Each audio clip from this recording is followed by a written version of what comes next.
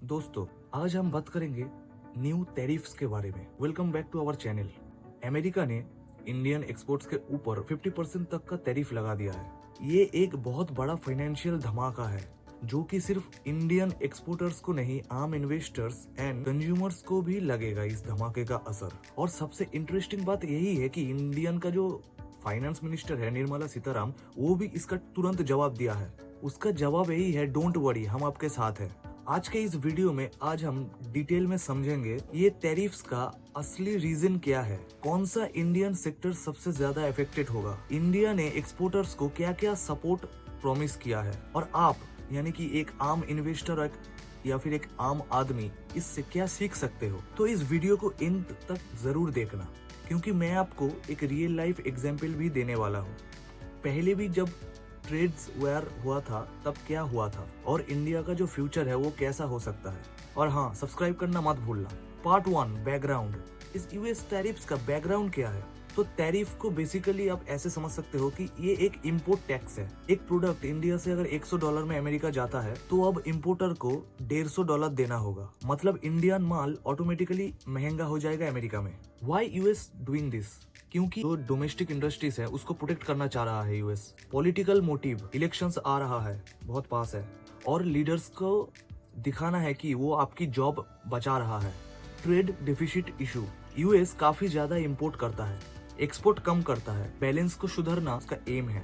Mini example, ये ऐसा ही है जैसे आप अपने मोहल्ले का किराना स्टोर को सपोर्ट करने के लिए बाहर से सामान मंगाने पर एक्स्ट्रा टैक्स लगा दो। लोकल दुकान को फायदा होगा, लेकिन कंज्यूमर्स को महंगाई पे मिलेगा। Part 2, impact on Indian economy. Exporters hit, steel, textile, chemicals, IT goods, jobs impact. Export industry directly और इनडायरेक्टली लाखों लोगों को रोजगार देता है। अगर डिमांड गिरा तो जॉब का risk. GDP slow down, export हमारा जीडीपी का एक स्ट्रॉन्ग पिलर है। अगर यही स्ट्रॉन्ग पिलर जो है यही गिर गया तो ग्रोथ स्लो हो सकता है। Sector wise breakdown, steel already global over supply है, यूएस टैरिफ से और मुश्किल।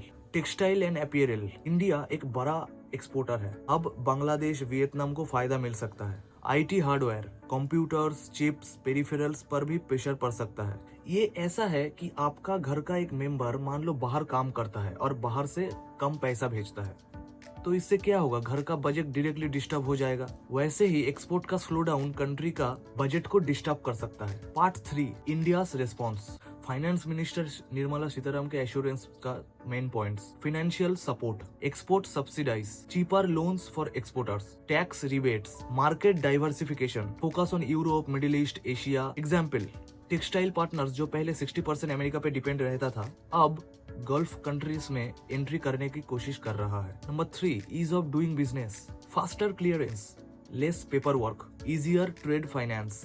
Number 4, long term push, make in India and Atmanirbhar project को और एग्रेसिव करना, focus on manufacturing, self reliance, so that dependency on US कम हो जाए। मिनी एग्जाम्पल, 2018 में यूएस चाइना ट्रेड वॉर हुआ था। इनिशियली दोनों तरफ लॉसेस हुए, लेकिन चाइना ने नया मार्केट एक्सप्लोर किया और आज भी वर्ल्ड का एक्सपोर्ट लीडर है चाइना, और इंडिया भी यही स्ट्रेटेजी फॉलो कर रहा है। यही गुड न्यूज है। Part 4, global context and case study. ये फर्स्ट टाइम नहीं है जब ट्रेड वॉर हुआ है। 2018 US China trade war, short term में स्टॉक्स क्रैश हुए थे, लेकिन लॉन्ग टर्म में नया अपॉर्चुनिटीज भी बन गया था। 2002 यूएस ने स्टील पर टैरिफ्स लगाया था। डब्ल्यूटीओ ने रूल दिया कि ये तो अनफेयर है। रिजल्ट, यूएस को रोल बैक करना पड़ा। मतलब यही है, टैरिफ्स कभी परमानेंट नहीं होता, लेकिन शॉर्ट टर्म में, शॉर्ट बाउंड्री के टाइम में इम्पैक्ट जरूर पड़ता है इसका। अब इंडिया के एंगल से अगर देखें, अगर इंडिया डब्ल्यूटीओ के पास जाता है तो यूएस के अगेंस्ट केस बन सकता है, लेकिन इंडिया ज्यादा फोकस करेगा एक्सपोर्टर्स को नया मार्केट दिलाने पर। Part 5, why you should care.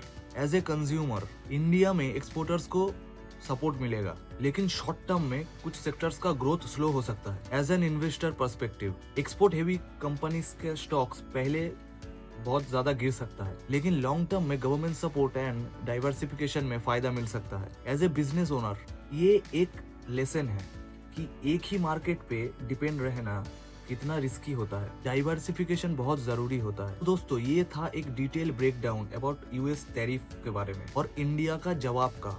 Short में अमेरिका ने अपने डोमेस्टिक पॉलिटिक्स और ट्रेड डेफिसिट की वजह से टैरिफ्स लगाए हैं।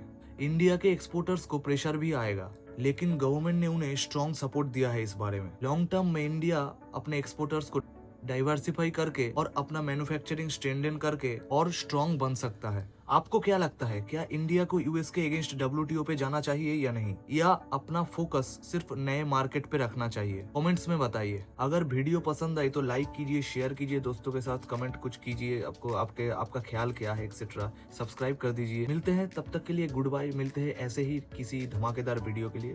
Stay tuned, have a good day.